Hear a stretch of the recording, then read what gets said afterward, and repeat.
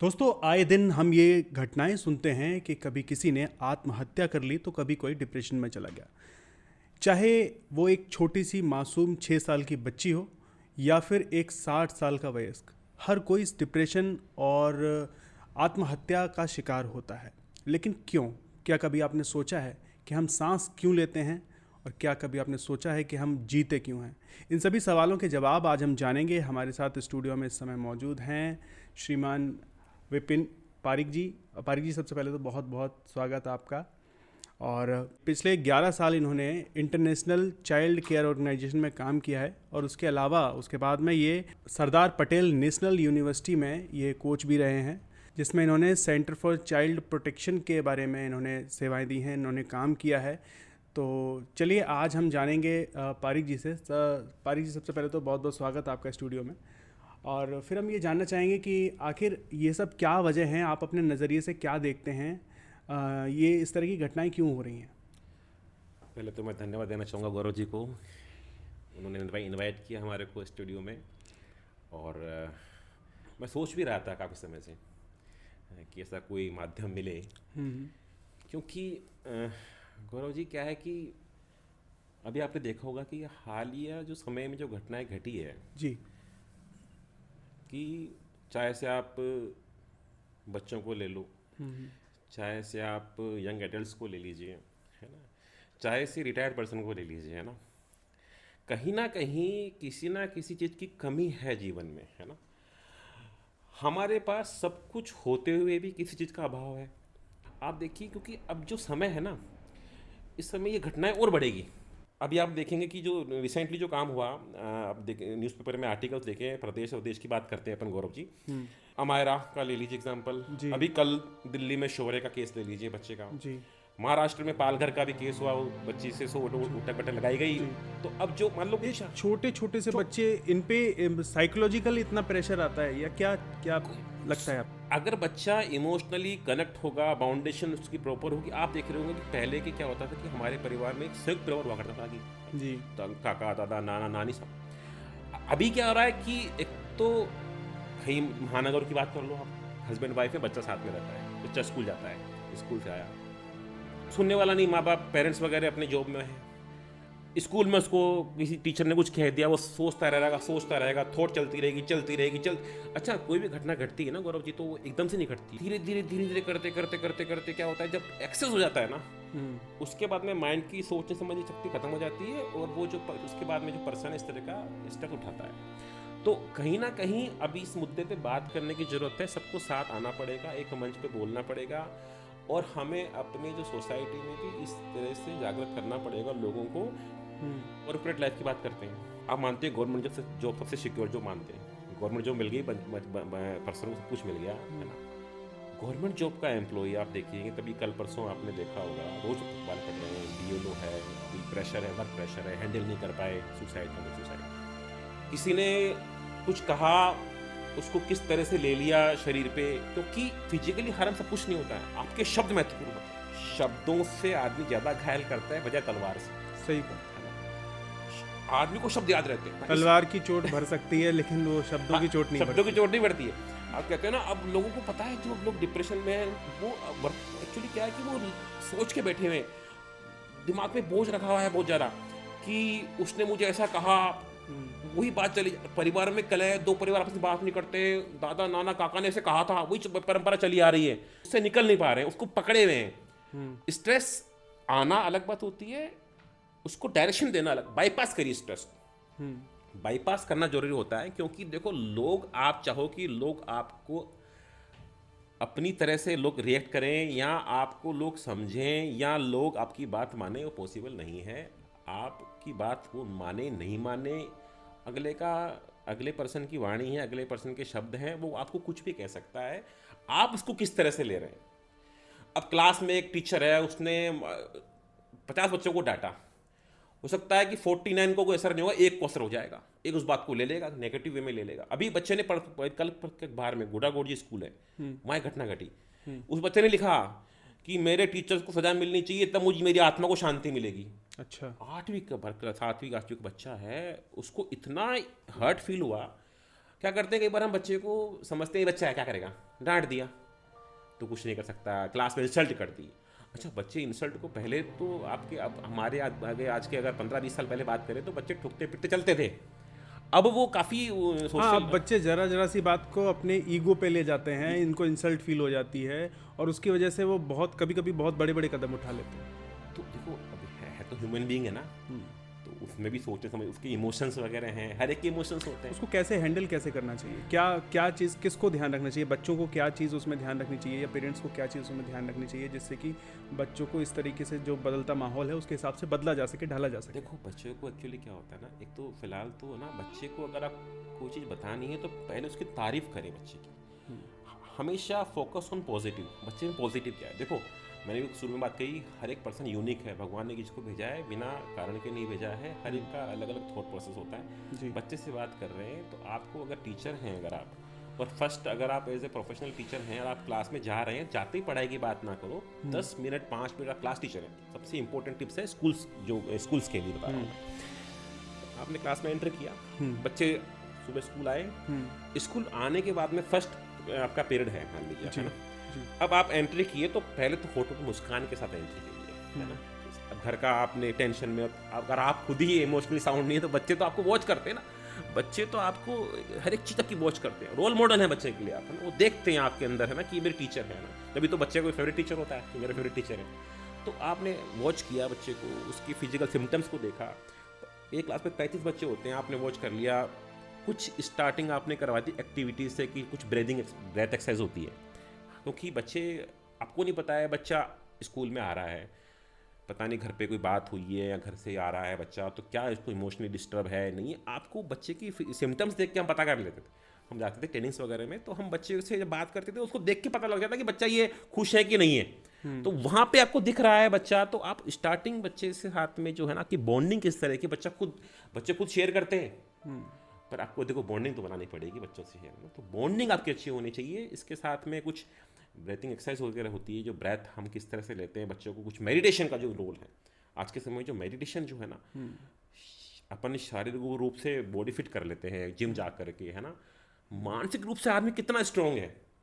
चिंतन और एकाग्रता के लिए बहुत आवश्यक। चिंतन एकाग्रता के लिए आपको मेडिटेट करना पड़ेगा, और पुरानी चीज़ों पे आपको आना पड़ेगा। आप कितनी ही तरक्की कर लें, कहीं भी पहुंच जाएं, जब तक आप देखो, अब आपसे एक बात करते हैं गौरव जी, आप मार्केट में गए, आपके जो कपड़े पहनते हो सुबह जाके शाम को आते हो वो मैले हो जाते हैं ना, उसमें कुछ ना कि दाग लग जाएगा, या वो पोल्यूशन के कारण हो जाते हैं। तो इस तरह से जब हम सुबह निकलते हैं शाम को आते हैं तो हमें कई तरह के लोग मिलते हैं, कई तरह की परिस्थिति सामने आती है, कुछ नेगेटिव मिलते हैं, कुछ पॉजिटिव मिलते हैं, कोई कुछ कहता है, सब चीज़ आपने ले ली घर पे दिमाग में, अब उसको लेके घर आ रही हो। अच्छा, कपड़े को तो आप धो लेते हो, सही है, वॉशिंग पाउडर से, डिटर्जेंट से। अच्छा, मन को धोगे कैसे? अच्छा, मन को धोना जरूरी है भाई, मन को अगर नहीं धोगे, इसको वॉश नहीं करोगे मन को, तो ये परेशान कर देगा। और 1 मिनट में, एक क्षण का जो क्रोध होता है ना, आपको पता है जो सुसाइड्स वगैरह होते हैं या बच्चा जो एक क्षण के लिए होता है, वो क्षण निकल गया ना तो फिर नहीं होता। बच्चे को तो हमें सिखाना पड़ेगा, देखो, है ना। और यंग एडल्ट्स के लिए हम कुछ तरीके अपना सकते हैं कि जिन को करके वो है ना इस तरह से कर सकते हैं। बच्चों के लिए एक तो योगा वगैरह है स्टार्टिंग में, कुछ बच्चों के लिए आप एक्टिविटी वगैरह करवा दीजिए, बाहर ले जाइए, उनको सुनिए, उनसे बात कीजिए, काउंसलिंग सेशंस करवाइए। अगर बच्चों को इस तरह का कुछ आपने नोटिस किया है तो एक्सपर्ट से बात कीजिए, है ना, उसके इमोशंस को समझिए बच्चे को। वो जो बड़े लोग हैं, मैं कह रहा हूँ, कई बार लोग कहते हैं कि मेरे को जो है इन्होंने मेरा दिमाग ख़राब कर दिया, इनकी वजह से मैं परेशान हो गया, या इन्होंने मेरे को मेरा चिंतन खराब, दिन खराब कर दिया। मैं कह रहा हूँ आपको अगर कोई परेशान कर सकता है, आपको कोई दुखी कर सकता है, या आपको कोई प्रसन्न कर सकता है, दैट इज योरसेल्फ। आप आईने सामने आप खुद, क्योंकि लोग तो देखो आपको परेशान करेंगे, बोलेंगे, कुछ ना कुछ तो कहेंगे, है ना। आप उसको किस तरह से लेते हो, आपको उसको बाईपास करना है कि यार ठीक है, आज ये परिस्थिति यही चली जाएगी, कल हमेशा नहीं रहती है। हम क्या करते हैं, या तो पास्ट में रहते हैं या फ्यूचर में रहते हैं। We should always live in present situation में, अभी क्या है मेरे हाथ में, क्योंकि आपके सेंसेस आपको ना स्ट्रॉन्ग करने पड़ेंगे। आपको अपना सबकॉन्शियस माइंड जो है, अवचेतन मन की शक्ति, मैं बड़ी किताब अच्छी, अवचेतन मन हमारा सबकॉन्शियस माइंड, सब कुछ यही है। डॉक्टर कहता है कई बार, माता जी आप सोचा मत कीजिए, आप सोचते हो इसलिए आपको कोई बीमारी नहीं है, सोचूं, बोलो मैं सोचती रहती हूँ तो ये बीमारी कुछ नहीं, मैं सोच रहा है। अच्छा ये कोई वैसी कोई गोली डॉक्टर देगा, वो सब कुछ समय के लिए फ़र्क पड़ेगा, बट वो आपको स्टेप्स आपको अपनाने पड़ेंगे। सही बात थोड़ा सा आपको अपना फ्रेंड सर्किल ऐसा रखना पड़ेगा जहाँ पॉजिटिव लोग हों। हाँ, आप खुद भी आनंद में रहो, दूसरे को भी आनंद में रखो। दूसरे को आप जो देते हो वही लौट करके आपके पास में बिल्कुल आता है। बिल्कुल, इस बात को मैं पूरी तरह से एग्री करता हूँ। आप जो देते हो वही लौट ये करके आता यूनिवर्स जो है वो एक तरीके से हम जो बोलते हैं, हाँ। मैंने ये फील किया है खुद जी, में जी, में फील किया है कि जी। हम जो करते हैं या जो कहते हैं या जो बोलते हैं, हाँ हाँ, वही चीज़ हमारे पास मल्टीप्लाई होके वापस आती है। आती है। इंट्यूशन क्या है आपकी, किस भावना से बोला है आपने, कि भावना क्या है ना। आपने देखा होगा कि कई लोगों के पास जाकर आपको अच्छी एनर्जी फील होती है, और कई लोग जाके आप लगता है यहाँ से निकलो यार, कहीं घर गए यार, चलो यहाँ से, नेगेटिविटी, नेगेटिव वातावरण, नेगेटिव सोच। अच्छा एक बात, आप आपके स्टूडियो में आए गए तो बात चली गई तो बता दूं कि एनर्जी कहाँ से लें। जी, एनर्जी एनर्जी कहाँ से? एनर्जी हाँ, मैं अभी जस्ट यही पूछने वाला था आपसे कि जो एनर्जी है वो ले कहाँ से, स्टार्ट कहाँ से करें, मतलब सोर्स उसका क्या हो? तो मैं क्या करता हूँ कि मैं निकल जाता हूँ प्रकृति के बीच में, जहाँ खुली हवाएं हो, पेड़ हो, पौधे हो, है ना। वहाँ जाके बैठता हूँ तो आधे घंटे बैठता हूँ तो कभी कोई गैलरी आ जाएगी साथ में, कभी कोई चिड़िया की चीज़ाहट आ जाएगी, ये आ जाते हैं पास में। इनको पता रहता कोई आया है, अब साथ में कुछ लेके रोटी का टुकड़ा दे दिया, कुछ मुरमुरे दे दिए, कुछ खाने के, बड़े चाव से खाते हैं, आवाज़ और करते हैं, खुश और होते हैं। तो इनको देख करके बड़ी मुझे खुशी मिलती है, एनर्जी मिलती है इनको देख करके, है ना। कभी कोई आ गया तो आप देखो, प्रकृति हमें प्रकृति देने के लिए बनी। अब आप देखो, मनुष्य के अलावा हर चीज़ दे ही दे रही है। आप पानी है आपको मिल रहा है, आप सूरज ने कभी आपसे बिल भेजा सूरज ने कि आप इतने भाई रुपये चुका हो तब मैं आऊँगा, वो आ रहा है। पेड़ अपना चीज़ दे रहे हैं, हर चीज़ प्रकृति अपनी लुटा रही है, दे रही है, कर रही है। आप क्या लुटा पा रहे हो? आप लुटा रहे हो गुस्सा, क्रोध, घृणा, द्वेष। आप भी इस तरह का कोई प्रोग्राम चला रहे हैं? गौरव जी देखो, अभी मैंने एक इनिशियल लेवल पे सबके सहयोग से एक स्टार्ट किया था अपना एक स्वास्थ्य ट्रेनिंग्स के नाम से, जी लो श्वास को, कि लोग अपने श्वासें ख़त्म कर रहे हैं जी। तो उसी के लेकर के हमने एक कॉरपोरेट वेलनेस प्लान के साथ में हमने एक मेंटल डिटॉक्स वर्कशॉप वगैरह, एक हैप्पीनेस प्लान फॉर बच्चों के लिए, है ना। इस तरह के वर्कशॉप हम जो है हमने एक प्लान इंट्रोड्यूस किया है, जिससे कि कम से कम हम वहाँ तक अप्रोच कर सकें।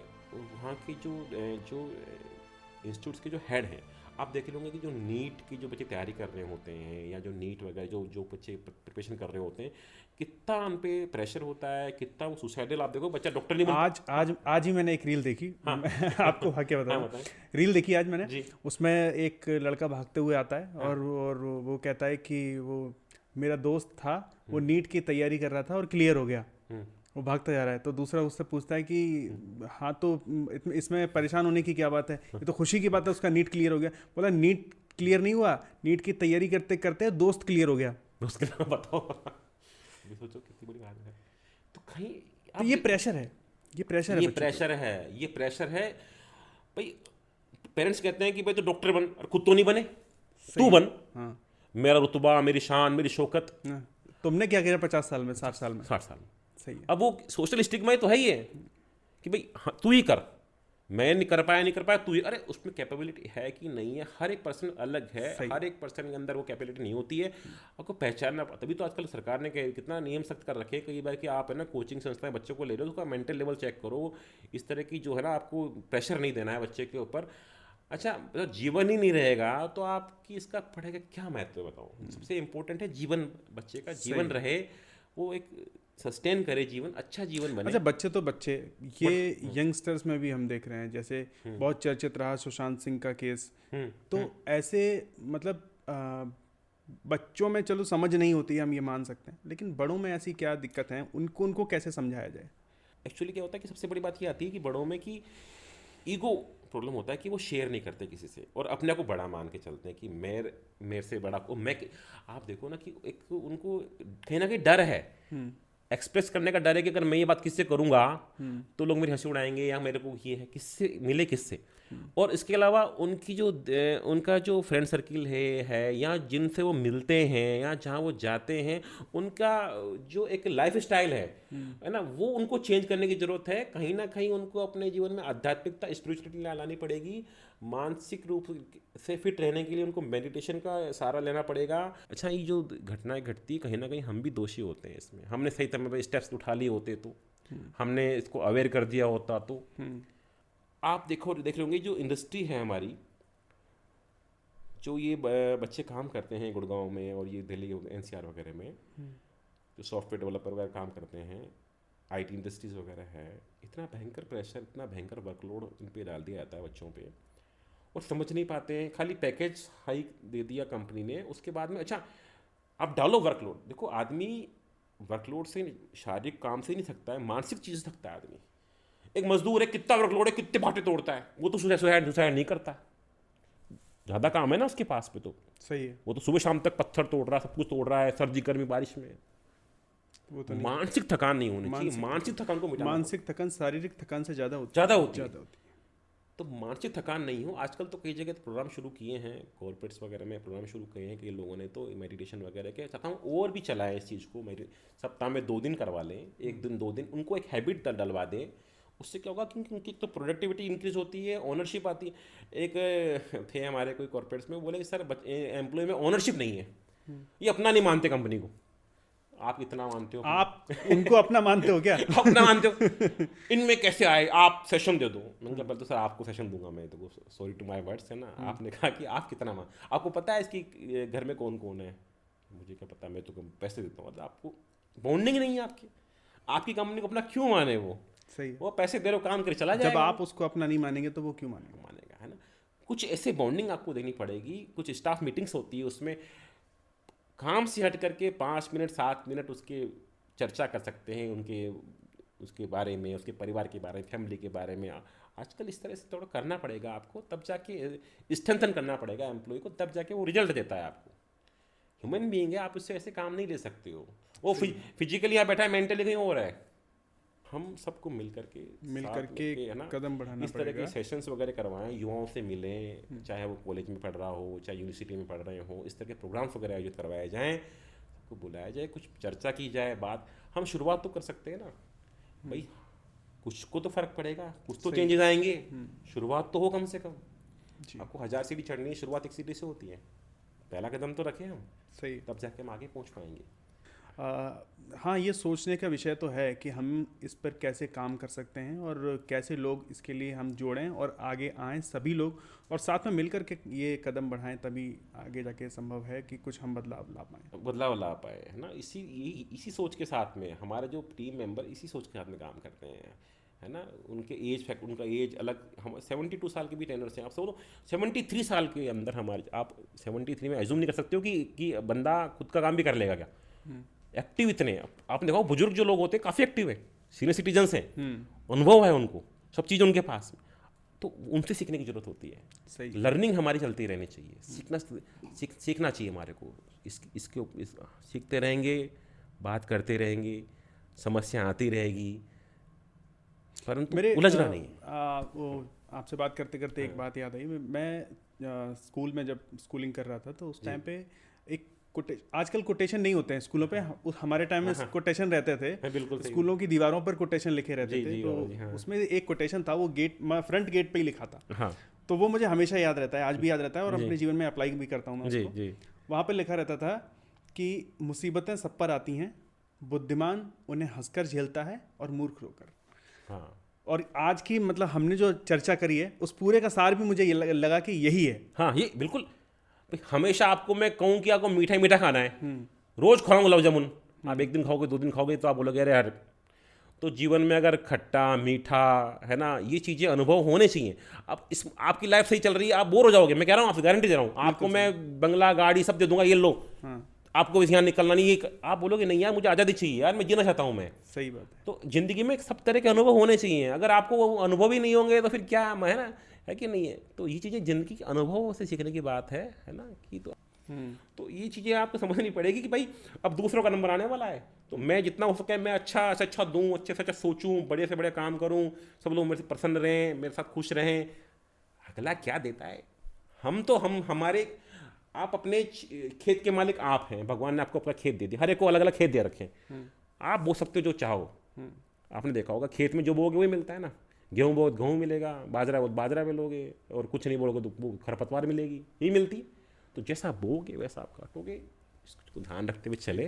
और एक दिन उस खेत को छोड़ के चला जाना चला पड़ेगा। जाएंगे, उसके मालिक भी नहीं है। वो कल किसी और का हो जाएगा। कोई मैसेज आप देना चाहें? मैसेज सर यही है कि जो हमारे जो स्वास्थ्य ट्रेनिंग्स करके है, हम इस तरह के सेशंस वगैरह कॉलेजेस वगैरह में, कॉर्पोरेट्स वगैरह में करवाते हैं, स्कूल्स में भी हमने शुरू करा है अभी। मेंटल वेलबींग के ऊपर है ना, इमोशनल सपोर्ट्स के ऊपर है ना, किस तरह से हम एक्टिविटी कर सकते हैं, किस तरह से वो कम कर सकते हैं, क्राइसिस कैसे मैनेज करना है हमारे को, बच्चे खुश कैसे रहें, स्टाफ डेवलपमेंट प्रोग्राम्स वगैरह होते हैं। इस तरह काम किस तरह से हम अच्छा कर सकते हैं सोसाइटी के लिए, समाज के लिए, एक हेल्दी माइंड रहे हर एक का, healthy mind in healthy body, है ना। और हमारा टैगलाइन है कि स्वास्थ्य ट्रेनिंग जी लो श्वास, जी लो सांस। वाह, ये सबसे इम्पोर्टेंट है। धन्यवाद, थैंक यू सर। चलिए सर, बहुत बहुत धन्यवाद आप स्टूडियो में पधारे इसके लिए। और हमारी ऑडियंस को हमें लगता है कि इससे बहुत वैल्यूएबल कंटेंट मिला होगा और आपको बहुत अच्छी जानकारी मिली होगी, कुछ मोटिवेशन भी मिला होगा और कुछ ना कुछ आपकी लाइफ में एक वैल्यू ऐड हुई होगी। तो अगर आपको अच्छा लगा है तो इस वीडियो को दूसरों के साथ शेयर ज़रूर करें, ताकि उनको भी ये जो एनर्जी है वो यहाँ से बाईपास होके वहाँ तक पहुँच पाए। धन्यवाद।